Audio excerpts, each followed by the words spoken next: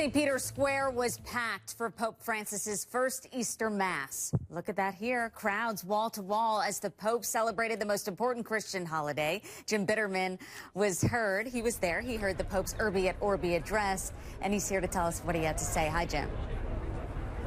Hi, Susan. You can probably see there's thousands of people pouring out of St. Peter's Square now as the service is over, and in the background as well, you may be able to hear the tolling of the St. Peter's bells.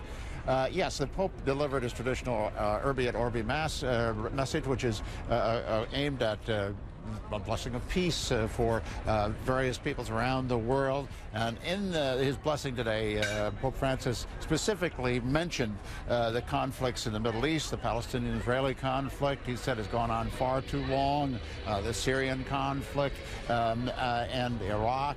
Those sorts of conflicts. He's also added to show that he's up with modern times and also that conflicts are growing around the world. He added the conflicts in Mali and Nigeria and in the Korean Peninsula. And then he said also he wanted to extend a message of peace to a world that is beset with greed and that is torn apart by narco-trafficking, drug trafficking, and human trafficking. So it was a message of peace to just about everybody in the world, Susan.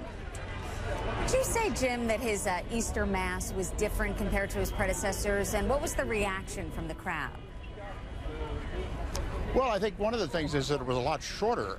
In fact, this is probably the shortest Easter Mass that I can remember.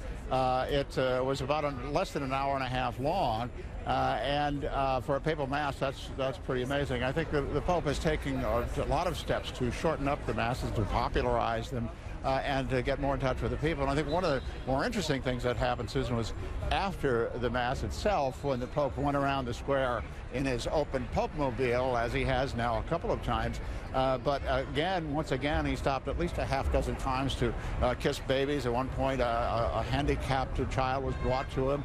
And he has this touch with people and a very engaging smile as he does this that I think just pleases a lot of people in the crowd. Yeah, we were watching that as you were telling that story. He seems really connected with the crowd. Jim Bitterman reporting from Rome. Thanks so much.